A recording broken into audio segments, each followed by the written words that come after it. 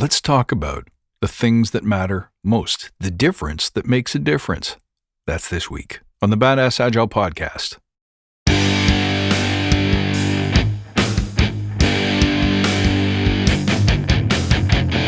Greetings, team. Welcome to the Badass Agile podcast. I'm your host, Chris Williams.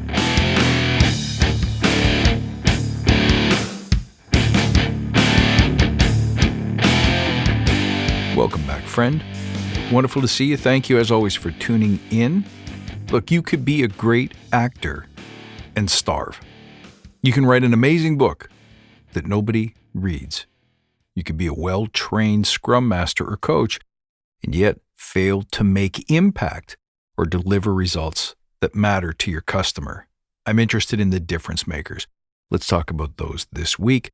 But before we do that, let's take a moment to remember why we're here.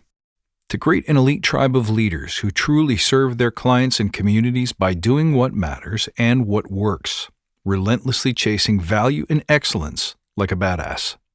There's so many resources out there about what you need to do to be agile, but we're focused on who you need to become in order to lead teams. So let's hammer down those fundamentals to create a truly unique and powerful force in this industry. And remember, if this helps you, do me one favor and tell your friends. Now, we're also recruiting for the March 2023 cohort of The Forge. Click in the show notes below to attend an upcoming information session so I can tell you all about it. We're making heroes in there. Don't miss your chance to get these skills today. There are factors that determine whether or not you are the hero of the greatest story ever. The true badass shares a heritage with the greatest philosophers, thinkers, doers, and heroes across history. I'm working on a course and a book that solidifies years of research that I've done personally, research and practice in this field of not just excellence, but excellence simplified. The threads that connect all great leaders and doers across time. The good news is I've discovered that it's simpler than you think, or at least in concept. The hard part is trusting the core principles and then, of course, executing daily. But I want to share a few of them with you now because it'll be a while before the book comes out. Here are some of the factors that account for greatness across every single person who's done something that you admire, that you remember if you look into their stories. If you read their history and you examine their mindset, these are the things that they all have in common. There are no exceptions to these rules, so they're worth paying attention to because they're probably going to teach us something really important about what we should be doing. Here's the first factor. Every true badass, every great hero fully commits. Their belief in what they're doing is unshakable. It's unquestionable. If you go in with a plan B or a plan B and C and D, if you're thinking about what you'll do if this doesn't work out, aside from a basic risk mitigation strategy, if that's the way your mind is set, you're far less likely to achieve whatever it is you're trying to achieve. That could be a career goal for yourself. That could be an outcome for your team or your customer. It doesn't matter. Fully commit. You have to be 100% bought in to what you're about to do, or the chances are excellent that it won't work just based on that commitment alone. For this reason, the most memorable people that you know or read about commit big. They commit to grand goals and outcomes. Because why not? If the power and certainty of commitment is the first factor to achieving a goal, why not set up a big goal? Ambitious, never been done before, never been fixed before. These are the things that interest me. And I can tell you from experience that when you commit first and worry about the how later, most of the problems that you're worried about, that get you thinking small, that get you hedging your commitments, that get you thinking up excuses and alternative plans, completely disappear. Well, that begs the obvious question. If you commit without thinking about the how, isn't that suicidal? Nope. You'll find a way or make a way as you go. Now that requires the belief that whatever you might need, whatever might come up, you've already got it in you. There's nothing you have to go study or learn or discuss or contemplate or doubt. It's already there. People who achieve massive things, important, valuable outcomes, Whether that's in the political stage, whether that's at a global scale, or whether that's just within your company and your team, if you're achieving great things, permanent change, permanent results that matter, that inspire and delight people, and make them happy to get up with their hair on fire and run to work every day, those people have the built-in belief that whatever comes up, I'll find a way. Look at it this way. If a problem isn't fixable, there's nothing that you can do about it. But if a problem is fixable, then the solution is finite and known somewhere by someone, which means all you got to do is look, ask questions, and you'll probably be able to figure it out. Next thing great leaders do, they insist on being measured.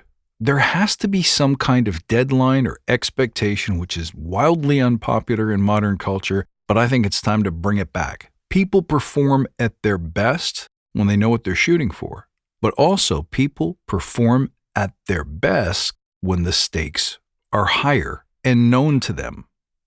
If we know through experience that if we miss a target, it'll be okay. We can make an excuse. We can change red to yellow and then probably to green somehow, some way. If we know that we don't have to commit to Friday, we can just commit to someday. It's true, the world will permit you to put off your outcomes, but it won't reward you for doing so. And I'm not just talking about fiscal rewards or promotional rewards. I'm talking about the internal rewards. The sense that you can set a target, a measurable target. You can hold yourself accountable and you can accomplish it. But knowing as well that if you don't, you'll recover, you'll learn, you'll be able to do differently next time, and you're supported by your teammates and the leaders around you. Here's the next one. Whatever it is you're trying to achieve requires massive energy and work. There's no getting around it. There are no true hacks. The badass doesn't look for shortcuts because he or she knows that they don't exist. What wins every single time is consistency. In fact, consistency is so important that it beats volume every time. Nobody goes to the gym and says, I'm going to lose 30 pounds by sitting on this elliptical machine for the next 48 hours. You can't just go once a month and expect the results. But if you go, the latest study that I read suggests that as little as 11 minutes of medium-high intensity workout is all a person needs as long as you do it consistently, every day or 5 days a week. If you're trying to get somewhere, and especially if it's hard for you to do, for example, you're thinking about writing a book, you're thinking about picking up a new skill, you're worried about going through 1,000 old photographs and sorting them and digitizing them because it's just a massive amount of work and you don't see how you can ever get to the end of it. Do 10 minutes. Everyone can do 10 minutes. You can find an hour today to go on to Netflix. Waste your time on social media. Stare at the ceiling tiles. You can find 10 minutes to commit some energy to your most important outcome or outcomes.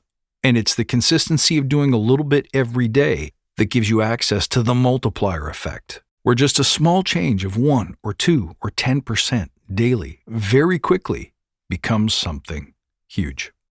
Here's one that will speak to the hearts of every Scrum Master and coach listening today. The process of doing, that is to say, the work, the hunkering down and coding, writing, designing, that matters way more than any amount of theory or thinking.